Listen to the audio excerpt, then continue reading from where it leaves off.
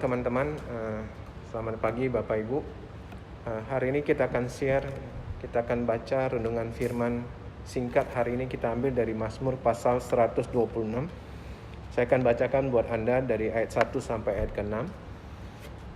Pengharapan di tengah-tengah penderitaan. Ayat 1, nyanyian ziarah. Ketika Tuhan memulihkan keadaan Sion, keadaan kita seperti orang-orang yang bermimpi. Ayat 2, pada waktu itu mulut kita penuh dengan tertawa, dan lidah kita dengan sorak-sorai. Pada waktu itu berkatalah orang di antara bangsa-bangsa, Tuhan telah melakukan perkara besar kepada orang-orang ini. Tuhan telah melakukan perkara besar kepada kita, maka kita bersuka cita. Ayat 4, pulihkanlah keadaan kami ya Tuhan, seperti memulihkan batang air kering di tanah Negeb. Orang-orang yang menabur dengan mencucurkan air mata akan menuai dengan bersorak-sorai. Orang yang berjalan maju dengan menangis sambil menabur benih pasti akan pulang dengan sorak-sorai sambil membawa berkasnya. Teman-teman, dalam pengkhotbah pasal 3 ayat 1 dikatakan bahwa segala sesuatu ada masanya. Segala sesuatu yang dibawa kolong langit ini ada waktunya. Ada waktu kita lahir, ada waktu kita mati. Ada waktu kita menangis, ada waktunya kita tertawa. Ada waktunya kita menabur, tapi ada waktunya juga kita akan menuai, teman-teman. Jadi segala sesuatu yang dibawa kolong langit ini ada expired time-nya, saudara. Tidak ada yang dibawa kolong langit sifatnya kekal, saudara. Tapi firman Allah katakan yang kekal hanya satu. Yang kekal hanya Tuhan.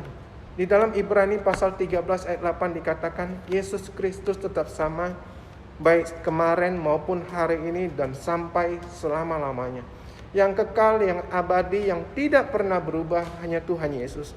Dan di dalam Matius 24 ayat 35 dikatakan, langit dan bumi akan berlalu, tetapi perkataanku tidak akan berlalu. Jadi jelas teman-teman, untuk segala sesuatu apapun yang kita hadapi hari-hari ada masanya, saudara. Tapi di sisi lain, kita tahu bahwa Tuhan Yesus bersifat kekal. Tuhan Yesus itu abadi, firman-Nya itu kekal dan untuk selama-lamanya, saudara. Ini membuat kita punya pengharapan. Pakai tema judul perikop daripada Mazmur 126 adalah pengharapan di tengah-tengah penderitaan. Apapun yang kita alami hari-hari ini ada expired time-nya, saudara. Pandemi yang sekarang kita alami ada masanya, ada waktunya. Badai pasti akan berlalu karena badai itu sifatnya hanya sementara, teman-teman. Kalau kita lihat dari ayat 1 sampai ayat 3 di dalam Mazmur 126, itu berbicara tentang bangsa Israel yang kembali dari pembuangan setelah 70 tahun, teman-teman. Begitu mereka menginjak Yerusalem, mereka melihat ini seperti mimpi bagi mereka. Bagaimana mungkin dari posisi seorang budak bisa menjadi orang merdeka, bahkan kembali ke negeri mereka, saudara. Mereka pulang ke rumah mereka. Bagi mereka ini mimpi, saudara. Sekali lagi, perbudakan itu hanya sementara. Segala sesuatu yang ada di bawah kolong langit ini sifatnya sementara. Akan ada saatnya Tuhan bisa rubah, saudara, dari perbudakan menjadi orang merdeka. Dan ini hanya bisa Tuhan yang lakukan. Ini mukjizat yang begitu luar biasa. Ini satu perkara besar yang Tuhan katakan Tuhan sudah lakukan perkara besar bagi kita. Bagi mereka ini adalah sebuah mukjizat. Dan memang ini mukjizat. Hanya Tuhan yang bisa merubah keadaan kita. Oleh karena itu miliki pengharapan di dalam Tuhan. Hari ini kita akan belajar, saudara. Yang jadi permasalahan adalah bagaimana kita melewati musim-musim yang bagi kita tidak baik. Bagaimana kita bisa melewati musim di mana kita harus berduka cita. Bagaimana kita harus melewati musim masa-masa di mana sepertinya segala sesuatu tidak sesuai seperti yang kita harapkan. Bagaimana kita melewati saat-saat kita harus berduka cita. Bagaimana saat kita gagal, bagaimana saat kita jatuh. Apa yang harus kita lakukan di masa-masa yang sulit seperti itu, saudara. Sekali lagi, saudara, saya ingin katakan segala sesuatu ada waktunya. Segala sesuatu ada masanya. Kita belajar, saudara. Di ayat 3 dikatakan begini, ayat 4. Dikatakan, pulihkanlah keadaan kami ya Tuhan, seperti memulihkan batang air kering di tanah Negeb. Pertama, kita harus mengerti prinsip tanah Negeb, saudara. Ini adalah doa yang mereka naikkan, saudara. Pada saat mereka ada dalam pembuangan, Tuhan pulihkan kami. Tuhan pulihkan kami. Seperti engkau memulihkan batang air kering di tanah Negeb. Tanah Negeb adalah satu tempat, satu padang gurun di sebelah selatan dari Yerusalem, teman-teman. Padang gurun ini pada saat musim kemarau, pada saat musim kering, saudara, panasnya begitu luar biasa, keringnya begitu luar biasa dan begitu tandus, saudara. Tidak ada kehidupan di sana, yang ada hanya kematian, teman-teman. Tapi perhatikan baik-baik, pada saat musim hujan datang, saudara, pada hujan itu turun, saudara, padang gurun yang begitu tandus akan berubah menjadi padang rumput yang hijau, saudara. Menjadi padang dengan bunga-bunga yang bermekaran, teman-teman. Batang air yang kering menjadi batang air yang penuh dengan air yang begitu deras mengalir. Saudara, inilah doa mereka. Anda harus mengerti prinsip tanah Negeb, bahwa padang gurun itu tidak selamanya ada waktunya, saudara. Ada masanya, tidak selamanya kita akan di padang gurun. Tapi ada masanya di mana kita akan menikmati, saudara, setelah padang gurun akan ada musim hujan. Kita akan nikmati padang rumput yang begitu luar biasa. Saudara, Kejadian 8:22 katakan, bumi masih ada, takkan berhenti-henti musim menabur dan menuai, dingin dan panas, kemarau dan hujan, siang dan malam. Selama bumi masih ada, saudara, musim itu akan terus berganti. Tidak ada yang kekal di bawah kolong langit ini. Masa-masa pencobaan hari ini, sekali lagi, COVID ini ada expirednya, saudara. COVID ini ada masanya. Bagian kita adalah untuk mengerti, untuk tetap memiliki pengharapan di dalam Tuhan. Datang kepada Tuhan seperti bangsa Israel. Tuhan, pulihkan kami. Tuhan, kuatkan kami. Tuhan, Engkau satu-satunya yang bisa mengubah padang gurun menjadi padang rumput yang hijau. Prinsip yang kedua, saudara, di ayat yang ke-5 dikatakan, orang-orang yang menabur dengan mencucurkan air mata akan menuai dengan sorak-sorai, saudara. Apa maksudnya menabur walaupun mencucurkan air mata? Kita harus tetap menabur walaupun kita harus mencucurkan air mata, saudara. Di dalam 1 Samuel 30 kita sudah sering untuk mendengar peristiwa bagaimana begitu Daud kembali ke Ziklag, saudara. Apa yang dia temukan? Dia temukan perkemahan di mana mereka tinggal sudah habis semuanya. Habis terbakar, saudara. Habis sama sekali. Bukan hanya habis, saudara, hartanya habis, keluarganya dirampas, semuanya diambil oleh bangsa Amalek, saudara. Bukan hanya itu. Orang yang mengikuti dia, 400 orang yang mengikuti dia, saudara, mereka juga kehilangan segala-galanya. Di sana dikatakan bagaimana anak mereka, keluarga mereka, harta mereka semua habis, saudara. Perhatikan apa yang Daud lakukan. Di dalam 1 Samuel 30 Daud katakan, firman Allah mengatakan, Daud menguatkan kepercayaannya kepada Tuhan. Saudara, Daud sedang menabur walaupun harus mencucurkan air mata.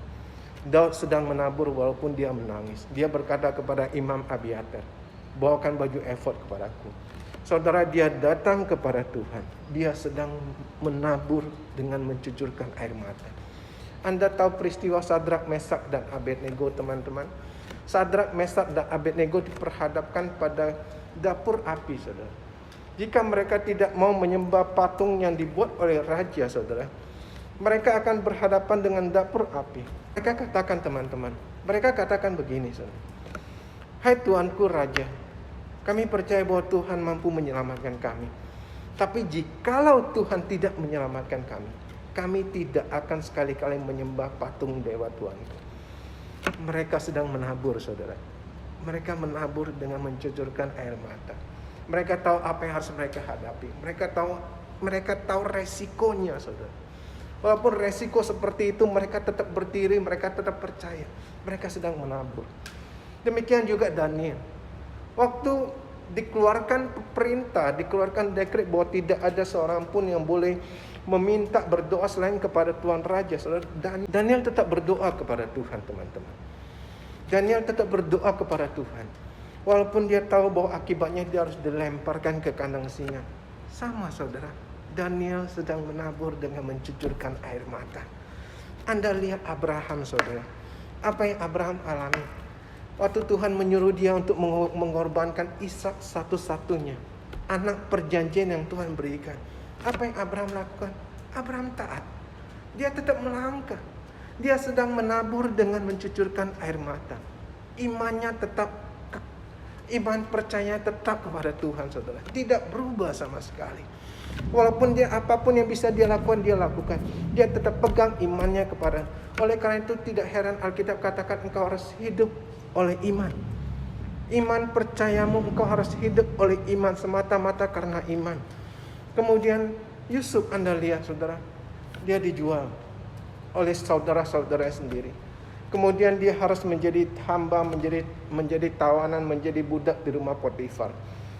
Setelah dari rumah Potifar dia difitnah saudara, akhirnya dia dimasukkan ke penjara. Apa yang Yusuf lakukan saudara? Dia tetap lakukan yang terbaik.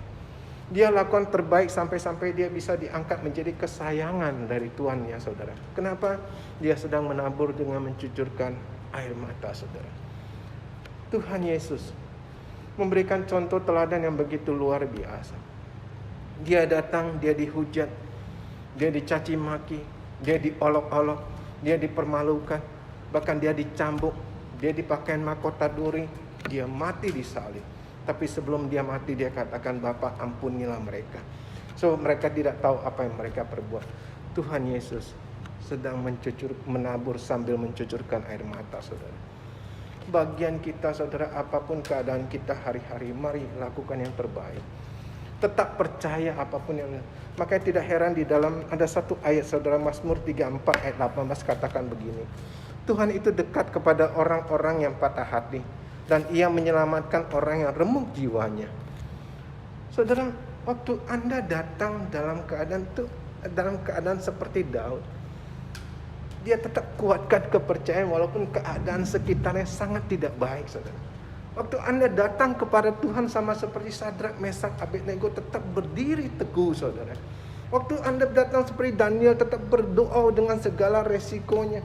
Waktu Anda tetap menabur seperti Yusuf, melakukan yang terbaik, apapun yang bisa dia lakukan saudara. Anda datang dengan hati yang remuk dan Tuhan senang saudara. Tuhan suka dengan hati yang remuk, dengan hati yang patah, dan ia akan menyelamatkan orang yang remuk hatinya saudara. Mari belajar teman-teman, tetap hidup di dalam iman. Terus menabur walaupun engkau harus mencucurkan air mata. Yang pertama tadi, miliki pengharapan. Miliki pengharapan di tengah-tengah penderitaan. Karena tanah Negeb tidak selamanya akan menjadi padang gurun.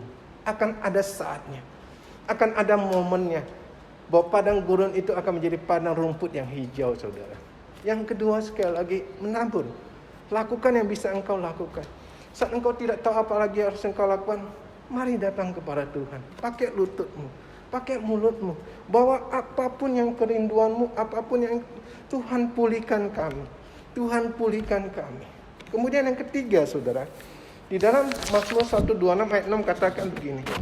Orang yang berjalan maju dengan menangis sambil menabur benih, pasti pulang dengan sorak-sorai sambil membawa berkas-berkasnya. Yang ketiga saudara, apapun keadaan kita harus berjalan maju. Jangan berjalan mundur saudara. Apapun keadaan kita harus berjalan maju saudara. Walaupun ada saatnya kita harus berhenti saudara. Sama waktu bangsa Israel keluar dari Mesir, Tuhan bawa mereka dari Mesir tujuannya ke Kanaan. Mereka tidak boleh mundur saudara. Apapun rintangan yang mereka hadapi, mereka harus maju. Mungkin ada saatnya mereka berhenti, tapi mereka berhenti dalam pimpinan Tuhan saudara. Waktu di depan ada padang gurun, waktu di depan ada laut Teberau, sementara di belakang ada pasukan Firaun yang sedang mengejar mereka. Alkitab katakan apa? Tuhan katakan begini, mereka takut, wajar saudara. Mereka takut luar biasa, itu wajar saudara. Tapi Tuhan katakan diamlah, lihatlah keselamatan yang daripada Allah. Tuhan akan berperang bagimu. Ada saatnya kita harus diam saudara. Mungkin hari-hari Tuhan menyuruh kita untuk diam dan tenang. Mungkin hari ini Tuhan meminta kita untuk lebih lagi menguatkan iman kita kepada Dia. Jangan berjalan mundur saudara. Anda lihat Yosua dan Kaleb saudara. Yosua dan Kaleb, mereka adalah orang-orang yang hatinya excellent. Hatinya luar biasa saudara. Walaupun mereka harus kembali ke padang gurun 40 tahun, saudara. Bukan karena kesalahan mereka, saudara. Mereka tetap do the best. Mereka tetap berharap kepada Tuhan. Mereka tidak pernah meninggalkan iman mereka. Buktinya apa, saudara? Buktinya Yosua bisa menggantikan Musa. Walaupun dia harus mengalami padang gurun, dia tahu padang gurun ini hanya sementara. Padang gurun ini tidak kekal, padang gurun ini tidak abadi. Tujuan dia bukan di padang gurun, tujuan dia di Kanaan. Kalau hari-hari kita ada di padang gurun, ini bukan tujuan kita, saudara. Ini bukan destiny akhir kita. Tujuan akhir kita adalah Kanaan, saudara. Kita akan menikmati tanah yang berlimpah susu dan madu. Kita akan menikmati rumah yang tidak kita bangun. Kita akan menikmati kebun-kebun buah yang tidak kita tanami. Kita akan menikmati sumur yang tidak kita gali. Itu tujuan akhir Tuhan buat kita, teman-teman. Itu destiny kita. Destiny kita bukan padang gurun. Yosua dan Kaleb mengerti prinsip ini, maka mereka do the best, saudara. Mereka tetap melakukan, mereka tetap berharap kepada Tuhan, mereka tetap berjalan maju. Iman mereka tidak mundur, saudara. Maka tidak heran 40 tahun kemudian bagaimana Yosua menggantikan Musa dan Kaleb. Kaleb luar biasa, saudara. Setelah mereka masuk ke Kanaan, dia katakan kepada Yosua, 40 tahun yang lalu, 40 tahun yang lalu dia katakan, Musa menyuruh aku mengintai tanah ini. Dan aku datang dengan membawa kabar baik kepada Musa. Dan aku ingat bagaimana 40-45 tahun yang lalu, Musa berjanji, Tuhan berjanji melalui Musa, bahwa Hebron akan menjadi kepunyaanku. Hebron adalah tanah milikku. Maka hari ini aku datang kepadamu. Berikan tanah itu. Kekuatanku masih sama. Kekuatanku dibandingkan 45 tahun yang lalu masih sama. Mari berikan Hebron itu kepadaku sesuai dengan Tuhan janjikan. Aku tahu di sana ada orang enak. Orang yang mungkin besar-besar. Orang yang mungkin gagah perkasa. Kota-kota mereka berkubu. Kota-kota mereka begitu kuat. Tapi dengan Tuhan, Hebron akan aku miliki. Saudara, apapun yang kita hadapi hari-hari ini, sekali lagi, mungkin COVID ini membuat kita banyak sedang stuck sekarang hari-hari ini. Banyak hari-hari mengalami begitu banyak hal yang mungkin tidak pernah mereka alami seumur hidup mereka seperti saat ini, saudara. Tapi sekali lagi, ini temporary, saudara. Ini sementara. Segala sesuatu ada musimnya. Dan di bawah kolong langit apapun yang kau hadapi, ada saatnya. Destinimu bukan di sini. Pandemi ini akan berlalu. Destinimu adalah Kanaan, saudara. Tujuan akhir kita adalah Kanaan. Rancangan Tuhan adalah rancangan yang begitu luar biasa bagi kita. Masa depan yang penuh pengharapan. Mari belajar seperti Kaleb, saudara. Apa yang membuat dia tetap kuat? Dia taruh janji Tuhan di dalam hatinya. Dia taruh sesuatu yang sifatnya kekal dalam hatinya, saudara. Sekali lagi seperti tadi saya katakan, di bawah kolong langit semua ada masa expirednya. Segala sesuatu ada masa waktunya, ada waktunya, saudara. Yang kekal, yang abadi hanya Tuhan dan firman Tuhan. Itu yang kekal, saudara. Yang membuat Kaleb dan Yosua tetap kuat adalah mereka taruh janji Tuhan di dalam hatinya. Dan sebagai ayat terakhir, saudara, Pengkhotbah 3 ayat 11 katakan begini. Ia membuat segala sesuatu indah pada waktunya. Bahkan ia memberikan kekekalan dalam hati mereka. Tetapi manusia tidak dapat menyelami pekerjaan yang dilakukan Allah dari awal sampai akhir. Tuhan jadikan segala sesuatu indah pada waktunya. Kalau Anda mengerti prinsip ini, saudara, hari-hari ini mungkin ada masa-masa kita sedang di padang gurun. Hari-hari mungkin masa-masa kita tidak sedang baik. Mungkin hari-hari ada masa kita sedang berkabung. Ada saat-saat kita sedang berduka cita. Sekali lagi, apapun yang kita alami, Tuhan katakan, aku akan jadikan segala sesuatu indah pada waktunya. Bagian kita hidup dalam pengharapan. Dan kalimat yang berikut ini katakan, bahkan ia memberikan kekekalan dalam hati mereka.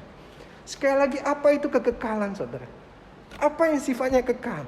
Yang kekal hanya Tuhan dan firman-Nya. Itu yang dilakukan oleh Yosua dan Kaleb. Mereka taruh Tuhan dalam hatinya. Saudara, hati kita tidak akan pernah puas, kita tidak akan pernah hidup dalam sukacita. Kita tidak pernah hidup dalam damai sejahtera yang sesungguhnya jika kita tidak taruh kekekalan itu dalam hati kita, saudara. Paulus katakan betapa malangnya orang yang hidup hanya menaruh pengharapan di bumi ini, saudara. Kita harus hidup dengan menaruh kekekalan dalam hati kita. Kekekalan ini bukan hanya bicara mati masuk surga, saudara. Kekekalan itu berbicara Tuhan.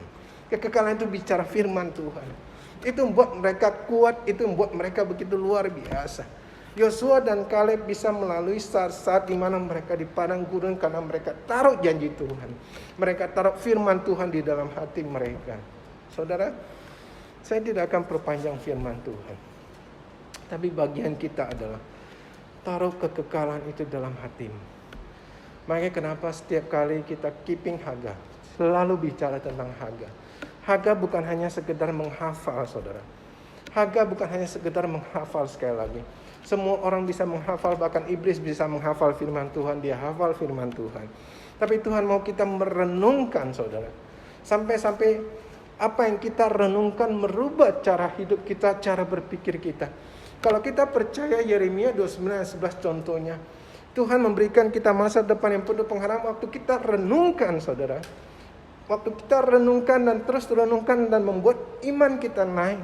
Maka apapun keadaan yang di depan kita, apapun kondisi sekeliling kita, walaupun tidak sesuai dengan kita harapkan, kita tetap percaya bahwa masa depanku penuh pengharapan. Bagaimana caranya? Urusan Tuhan. Bagaimana caranya? Urusan Tuhan. Maka hari ini saya akan kembali ingatkan, saudara, masih ada pengharapan. Selama masih ada Yesus. Yesus itu kekal, Yesus itu abadi. Firman-Nya itu kekal, firman-Nya itu abadi. Sekali lagi, mengertilah prinsip tanah negeri.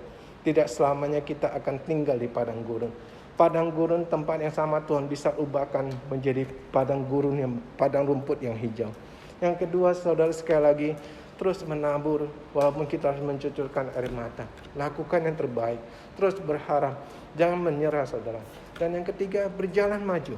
Apapun keadaanmu, berjalan maju. Dan semuanya bisa kita lakukan jika kita taruh firman Allah, kita taruh Tuhan di dalam hati kita, kita biarkan Dia berkuasa atas hidup kita. Terima kasih. Semoga firman yang saya sampaikan hari ini boleh sedikit menguatkan Anda, bisa memberi kekuatan dalam menjalani masa-masa yang tidak baik hari-hari ini. Mari kita berdoa. Bapak, terima kasih Tuhan. Firman yang singkat ini Tuhan boleh menguatkan kami. Kami tahu Tuhan masa-masa ini tidak baik. Kami melihat masa-masa yang mungkin banyak membuat anak-anak Tuhan imannya gugur. Banyak yang membuat hari-hari sumbu mulai terkulai. Padam, sumbu yang mulai padam. Oleh karena itu Bapa, Engkau tolong kami Tuhan. Tolong kami Tuhan.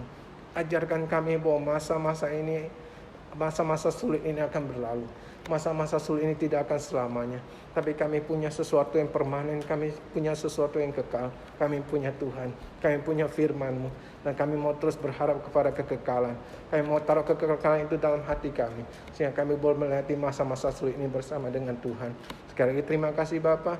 Terima kasih Yesus dan terima kasih Allah Roh Kudus. Di dalam nama Yesus. Kami percaya sama-sama katakan amin.